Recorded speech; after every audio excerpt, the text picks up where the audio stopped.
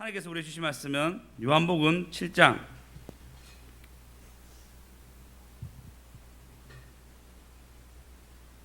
43절에서 52절입니다. 43절에서 52절입니다. 다 같이 읽겠습니다. 교독하시겠습니다. 예수로 말미암아 무리 중에 쟁론이 되니 그 중에는 그를 잡고자 하는 자들도 있으나 손을 대는 자가 없었더라. 아랫 사람들이 제사장들과 바리새인들에게로 오니 그들이 묻되 어찌하여 잡아오지 아니하였느냐. 아랫 사람들이 대답하되 그 사람이 말하는 것처럼 말한 사람은 이때까지 없었나이다 하니 바리새인들이 대답하되 너희도 미혹되었느냐. 당국자들이나 바리새인 중에 그를 믿는 자가 있느냐. 율법을 알지 못하는 이 무리는 저주를 받은 자로다. 그 중에 한 사람 곧 전에 예수께 왔던 니고데모가 그들에게 말하되 우리 율법은 사람의 말을 듣고 그 행한 것을 알기 전에 심판하느냐. 다시 읽겠습니다. 시작. 그들이 대답하여 이르되 너도 갈릴리에서 왔느냐. 찾아보라. 갈릴리에서는 선지자가 나지 못하였느니라 하였더라. 아멘. 우리는 인생에 살면서 고민과 걱정과 염려를 하게 됩니다. 인간의 죄 중에 하나인 것 같아요. 민종아, 너도 염려할 때가 있지? 맞지? 진로를 생각하면 또 가슴이 답답할 때도 있고, 맞지? 그지? 또 이쁜 누나도 사귀어야 되는데 이런 생각 들기도 하고, 그지? 그런 마음 들 때, 우리 자식을 생각하며 마음이 아플 때, 그럴 때 좋은 생각할 수도 있잖아요. 자식 생각하면 좋아질 수도 있잖아요. 그죠? 우리는 우리 삶이 앞으로 좋아질 수 있잖아요. 근데 당장에 있는 염려와 걱정들이 우리를 사로잡을 때 있습니다. 성경은 염려하지 말라라고 얘기하고 있는데 우리는 염려하기 굉장히 즐겨합니다. 성경은 기뻐하라 얘기했는데 기뻐하는 것보다 오히려 근심이 더 심합니다. 근데 스스 목사님 얘기했듯이 뭐라 했냐면 너희가 염려하고 너희가 걱정하고 근심하고 슬퍼하는 것은 본질적으로 너의 인생을 이끌어가는 하나님을 믿지 않기 때문이야. 네가 돈 훔치고 네가 사람들한테 욕설을 하기도 하고 너희 어떤 범죄를 하는 것만큼 네가 너의 삶 속에서 염려하고 얼굴이 찡그러지고 슬퍼하는 것은 죄라고 얘기합니다. 왜? 근본적인 하나님을 안 믿는 거예요. 이 시간 믿음이 자란 저와 여러분 됩시다. 아멘. 이 시간 주님을 더 즐거워하는 저와 여러분 됩시다. 아멘. 할렐루야. 아멘. 그래서 우리가 예배하는 것은 천국을 맛보기 위함입니다. 자, 오늘 보시면 어떤 일이 아니면 예수님이 명절 때 내 그 배에 생수의 향이 넘치리라. 누구든지 목마른 자는 다 내게로 오라 라고 얘기하면서 많은 연설을 합니다. 사실 이 시기를 보면요, 요한복음은 7장이지만 성경학자들은 예수님이 돌아가시기 전 마지막 유월절에 가까웠다라고 표현할 때가 많습니다.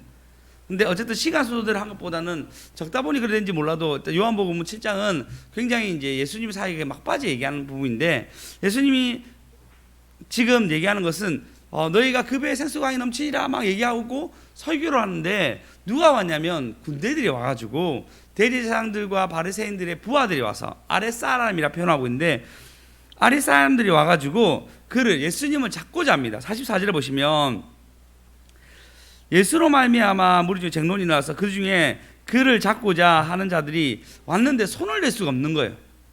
손을 댈 수가 없어요. 그리고 45절에 보면 아랫사람들이 제사장들과 바리새인들에게 묻되 왜 안 잡았냐? 잡으러 가랬는데 손을 못 댄 거예요. 못 대니까 46절에 보니까요, 아랫사람 대답하되 그 사람같이 말하는 사람이 이때까지 없었다 얘기하는 거예요. 내가 설교를 들어봤는데 아니 이렇게 얘기하는 사람이 아무도 없었다라고 얘기할 정도로 그가 잡으러 갔다가 오히려 말씀의 은혜 받은 거예요. 그냥 왔더라도 말씀 은혜 받는 저와 여러분 됩시다. 네, 우리 민정이도 그냥 왔더라도 말씀 은혜 받기 바래. 네. 우리 지금 사람이 줄었죠. 우리 그 인원수 제한을 받아 그 코로나 때문에 지금 3단계잖아. 인원수 제한을 받아서 10시 반. 성교사님 저희 연락이 안 가가지고 오실 줄 몰라가지고 10시 반에 있고 또 나중에 있거든. 일단 너는 나중에 아이들 같이 예배 드리면 돼. 드럼도 한번 해보고. 그렇지. 네, 또 지금 보니까요, 아랫 사람들이 은혜를 받은 거예요. 은혜를 받아가지고 잡으러 갔다가 은혜 받아가지고 도저히 잡을 수가 없는 거예요. 근데 여기서 중요한 게 뭐냐면 여러분, 이 아래 사람들이 갔다가 도저히 잡을 수 없어서 왔는데, 근데 이 사람 뭐라 했냐면 윗사람에게 잡을 수 없더라. 이게 똑같은 상황이랍니다. 47절에 보면 니고데모라는 사람이었는데 바리새인들이 대답하는데 너희도 미혹됐냐고, 너희 미친 거 아니냐고 얘기하면서 48절에 바리새인 중에 한 명이 예수를 믿는데 그 사람이 누구냐면 니고데모입니다. 니고데모. 자, 49절 50절요. 니고데모는 요한복음 3장에 나올 때 예수님께 몰래 찾아온 그 유대인들의 스승 중에 한 명입니다. 권위가 굉장한 분이었죠. 그분이 예수님께 나와서 당신이 하나님께로 오지 않으면 도저히 올 수 없는데 당신의 정체를 밝혀달라 얘기하니까 나 사실 죽으러 왔어. 내가 인류의 죄를 대신해서 죽으러 왔어 라고, 하나님이 세상 이처럼 사랑하사 독생자를 주셨으니 이는 그를 믿는 자마다 멸망치 않고 영생을 얻게 하려 하심이라 라고, 이 비밀을 누구한테 알려줘요? 니고데모에게 먼저 알려줘요. 여러분 똑똑하니까 니고데모 먼저 알려주는 거예요. 그래서 똑똑한 사람 됩시다. 똑똑한 사람 됩시다. 똑똑한 사람. 제자들에게 먼저 알려준 게 아니고 똑똑한 니고데모에게 먼저 알려줘요. 그 니고데모가 바로 보호합니다. 뭐라 했냐면 우리 율법은 사람들의 말을 듣고 그 행한 것을 알기 전에 심판하느냐라고 예수님을 옹호하게 됩니다. 그러면 아래 사람들도 예수님을 보고 난 뒤에 그 윗사람인 대제사장의 권위에 굴복하지 아니하고 예수님을 잡지 않게 됩니다. 그리고 니고데모는 직장이라 얘기할 수 있겠죠. 그 직장 사람들이 전부 다 동료들이 예수님은 노라고 얘기할 때 그 무리들과 섞이지 아니하고 그는 예수님이 진짜라고 보호해 줍니다. 할렐루야. 네. 할렐루야. 네. 오늘 제목입니다. 믿음이 자랐습니다. 싸움에서 이겼습니다. 싸움에서 이겼습니다. 믿음이 자랐습니다. 싸움에서 이겼습니다. 할렐루야. 믿음이 자라는 거예요. 민정아, 너도 이제는 교회 2번 왔잖아. 이제 교회 다니는 사람 욕하면 너 보호하게 된다. 믿음이 자란 거야. 교회 2번 오면은 이제는 교회 막 욕하는 사람은 아니라고 얘기하게 돼. 에? 아, 진짜요? 야, 믿음 무럭무럭 자라고 있습니다. 아주 감사합니다. 예. 이게 믿음이 자라니까 싸움을 하는 거예요. 할렐루야. 그래서 여기서 중요한 게 있는데 중요한 게 있는데 바리새인들도 말씀을 들었어요. 아래 사람들도 말씀을 들었습니다. 니고데모도 말씀을 들었습니다. 근데 똑같이 말씀을 들은 사람 중에 말씀은 들으면서 난다 얘기하는데 바리새인도 말씀 들었단 말이에요. 근데 그들은 믿음을 잘하지 아니하고 예수님을 죽이려고 결정하게 됩니다. 근데 아래 사람들은 말씀을 듣고 난 뒤에 그 대제사장인 사람들에게 굴복하지 않게 됩니다. 자, 말씀을 들은 바리새인들은 어떻게 하냐면 자기의 밥줄을, 자기 편을 안 들어주는 예수님 앞에서 어떻게 하냐면 예수님을 죽이려고 해요. 자기의 밥줄, 자기의 명예를 지키려고 합니다. 아래 사람들은 지금 윗사람 제사장의 말을 듣지 않으면 자기 밥줄이 끊기는 상황인데도 불구하고 그는 예수님의 말을 듣게 됩니다. 완전 상반된 구조가 일어나게 돼요. 신기하지 않습니까? 똑같이 들었는데 완전 다른 방향으로 그들이 달라지게 돼요.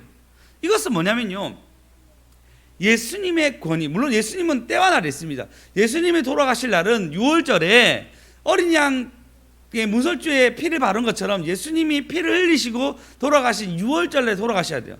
예수님의 때와 날이 있습니다. 그 날이 아닌 날은 예수님이 잡힐 수가 없어요. 이게 뭐냐면 예수님의 권위입니다. 예수님의 완전한 통치입니다. 하나님 완전한 통치인데 그 아래 사람들이 왔는데 말씀을 들어도 좋은 것도 있었겠죠. 근데 그 통치, 예수님의 그 권위에 그들이 도저히 잡을 수 없는 권위가 느껴지는 거예요. 그래서 여러분이 중요한 사실이 뭐냐면요, 나는 그 권위에 누구나 굴복하게 되어 있습니다. 내 권위가 큰 사람은 내 권위, 하나님보다 내 걸 선택하게 돼요. 내가 원하는 걸 선택하게 됩니다. 내 권위가 하나님 권위가 높아지면 나는 하나님을 위해서 살게 됩니다. 지금 이들이 아래 사람인데 불구하고 하나님의 권위가 그의 삶에 딱 들어오니까 대제사장이 요구한 것이 아니고 하나님의 권위대로 살게 됩니다. 할렐루야. 할렐루야. 우리는 어떻게 우리 환경에서 어떤 권위에 불국하느냐, 어떤 권위에 우리의 삶을 살아가는 것은 우리의 관점과 논점이 아주 중요합니다. 지금 또 내 권위가 중요하면 지금 내 걸 선택하게 됩니다. 근데 내 권위보다 하나님의 권위가 소중하게 되면 하나님의 권위 앞에 굴복하게 됩니다. 그게 통치예요. 할렐루야. 믿음이 자랐습니다. 그래서 이겼습니다. 믿음이 자랐습니다. 제가 어제 또 이제 스스 목사님 교회 가서 그 부회성에 가서 같이 말씀을 들었잖아요. 말씀을 들으면서 그 찬양 딱 들으니까 이 찬양에서 조금 더 가면 기도가 터지든가 아니면 찬양의 즐겁게 가겠다라 생각이 드는 거예요. 그래서 잘못하면 기도로 가면 안 되니까 기도가 너무 빡시니까 찬양으로 끝내야 되겠다라는 생각에 일어서지 말았는데 제가 일어서서 찬양을 했어요. 보통은 제가 일어서면 저희 교회 분들이 같이 목사가 일어나니까 일어나는데 내 뒤에 있는 수정쌤, 수연쌤 안 일어나더라고요. 그때 현안쌤 마침 현안쌤 옆에 있었어요. 찬양할 때 안 일어나더라고요. 제 대각선에 성주 집사님도 안 일어나더라고요. 심지어 저희 엄마 아빠 있는데도 안 일어나더라고요. 이게 뭐냐면 그 대중의 권위에 내가 들어가는 거예요. 네, 대중의 권위가 오히려 더 세게 느껴진 거예요. 안 일어나야 된다는 생각에 목사의 권위가 바다로 가고 대중의 권위가 지금 압도해가지고 우리 몇 명 다 일어나면 다 일어나는 건데 이게 안 일어나지는 거예요. 일어나야 되는데 생각은 하고 있는데 목사님 혼자 고생이 많은데 일어나야 되는데 이거 어떻게 하나 생각하는 거예요. 저 역시도 이 상태로 가면 기도 터진다. 이 권위, 내가 이 기도의 짐을 내가 져야 되겠다. 빨리 찬양으로 바꿔야 되겠다. 그래서 제가 일어서 한 세 곡 할 때까지 했는데 갑자기 이제 원장님 노래를 바꿔주면서 다윗처럼 춤을 추면서 하면서 우리 전부 다 일어났잖아요. 우스갯소리로 얘기하지만 우리는 이런 수많은 마찰 앞에 서게 됩니다. 지금 제가 어떤 권위가 얘기했지만 많은 권위 앞에 우리는 서게 됩니다. 하나님이 두려우면 하나님이 두려워서 안 하는 사람이 있고 그리고 내가 좋아하는 유의를 선택하는 사람은 하나님의 두려움보다 내가 하고 싶은 거 하는 거예요. 아이들한테 얘기합니다. 절대 하지 마. 절대 싸우지 마. 라 얘기해도 얘들은 절대 싸우지 마라는 아빠의 무서움보다 자기 감정이 더 기분 나쁘니까 싸우는 거예요. 우리의 모든 삶에서 나의 권위, 하나님의 권위, 이 모든 싸움이 일어납니다. 근데 믿음이 자라면 싸움을 하게 돼요. 믿음이 자라면 세상의 권위와 한판 붙게 됩니다. 할렐루야. 아멘. 그렇게 승리하는 저와 여러분 되었으면 좋겠습니다. 아멘. 그렇게 이기는 저와 여러분 됩시다. 아멘. 할렐루야. 아멘. 이들은 율법을 알지 못하는 자는 저주를 받을 거라고 얘기하고 있습니다. 몇 절이죠? 45절? 맞나요? 예, 우리는 율법은 사람의 말이 듣고 그 행한 것처럼 율법을 알지 못한 이는 저주를 받을 거야. 그들은 사상은 율법이 제일 중요한 거예요. 모세의 율법이라 얘기하는 그 율법에 그것이 최고의 권위라고 얘기하고 있습니다. 그러면서 율법을 잘 안다 얘기하면서 조절해서 자기의 권위를 올리고 싶은 일들을 많이 합니다. 주님의 권위를 인정하는 순간 믿음을 자라는데 그들은 여러 가지 방법으로 율법을 교묘하게 만들어서 해석해서 하나님의 권위보다 자기의 권위를 높이는 것으로 하게 됩니다. 자기의 직위를 못 내려놓는 거예요. 그러니까 윗사람은 아랫사람 시켜가서 잡아오라 얘기하는 거예요.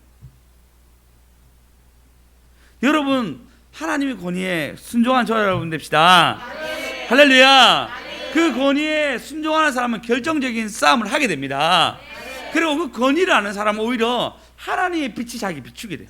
신기하죠. 내가 하나님의 뜻을 살기로 결정하게 되고 그리고 세상의 권위가 아니라 하나님의 권위로 따르기로 결정하게 되면 하나님의 빛이 하나님의 말씀의 빛이 하나님의 은혜의 빛이 우리를 비추게 됩니다. 보면 이때부터 싸울 수 있는 힘이 생깁니다. 그냥 하는 것이 아니고 싸울 수 있는 힘이 생기는데 이 싸울 수 있는 힘은 마태복음 보시면 마가복음 19장 보시면 마가복음 5장 21절에 보시면 21절에 보시면 22절에 보시면 22절부터 해당장이 야이로 딸이 죽게 되었어요. 그래서 예수께 나와서 해당장이 나와가지고 엎드려서 우리 딸 좀 살려달라고 얘기합니다. 해당장이면 그래도 권위가 있는 사람인데 회당을 만들어서 장이 될 정도면 위치가 있는 사람인데 진짜 절박한 상황이니까 예수님께 뭐라죠? 굴복하게 됩니다. 어려운 상황이니까 그분의 통치 안에 들어가게 됩니다. 그래서 예수님이 그를 고치러 갈 때 누가 나타나면 혈우병 걸린 여자, 유추병이라 얘기하죠. 피가 새면요, 난 부정하다라고 얘기하고 다녀야 돼요. 근데 자기 마음속에 예수님 옷자락만 만지면 나을 것 같은 거예요. 이 여자가 이 싸움을 해요. 걸리게 되면 돌로 쳐 죽는데도 불구하고 율법이 법안제고 여자는 천대받는 시대여서 정말 죽을 수도 있지만 이 싸움을 합니다. 예수님 손만 대면 낫는다. 옷자락만 대면 낫는다. 그리고 옷자락을 낳는 순간 나음을 얻게 됩니다. 여러분, 내가 믿음이 자라잖아요. 주님의 권위에 내가 그 치유의 권위가 있다 생각하는 그 믿음이 자라는 순간부터 어떻게 되냐면 그는 이 어려운 싸움을 합니다. 생명을 걸고 그 옷자락에 대려고 하는, 어쩌면 피해를 볼 수 있지만 옷자락에 대려고 하는 그 믿음을 가지게 됩니다. 할렐루야. 믿음이 자랐습니다. 믿음이 자랐습니다. 이제 싸움을 할 수 있는 능력을 가지게 된다는 것입니다. 할렐루야. 할렐루야. 그 이제부터 여러분 창세기 48장에 보면요, 이 받아본 사람들, 이 싸움에서 이긴 사람들이 특징인데 싸움하는 것을 두려워하지 않습니다. 어떻게 되냐면 창세기 48장 9절에 보시면 요셉이 아버지께 나옵니다. 야곱에게 나오게 되죠. 그리고 아버지가 하는데 아버지 눈이 어두워서 못 보는 거예요. 근데 아버지가 그 아들들을 축복해 주고 싶은 거예요. 손자들을. 근데 손자를, 너희 손자는 이제 내 아들이라 얘기하면서 12지파잖아. 12지파 13지파가 되는 순간이 됩니다. 요셉아, 너는 두 기업이 있으니까 너희 므낫세와 에브라임은 내 아들이야 라고 얘기하면서 13지파, 실제로 그래서 12지파가 아니고 13지파입니다. 정확하게 얘기하면. 알겠죠? 요셉 지파는 두 지파니까 에브라임과 므낫세잖아. 땅 차지할 때도 그렇게 차지하잖아요. 그래서 13지파가 된단 말이에요. 13지파에서 축복을 주는데 지금 그 여기가 므낫세고 여기가 에브라임이 섰는데 어떻게 하냐면 반대로 줘요. 이렇게 크로스해서. 그러니까 요셉이 화를 냅니다. 왜냐하면 이 므낫세는 자기가 너무 귀한 장자이면서도 자기가 애굽에서 너무 고통스러웠는데 결혼하면서 낳은 이 아들이 자기가 너무 귀한 거예요. 그래서 요셉이 화를 낼 정도로 정색합니다. 근데 아들 아니다. 하나님이 이걸 하신다 얘기하면서 뜻이 있다 얘기하면서 크로스 줘요. 뭐라 했냐면요, 이렇게 얘기합니다.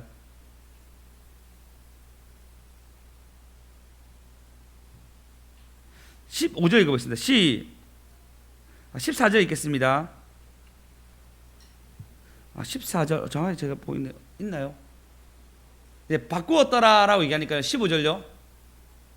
그가 축복하니까 16절, 18,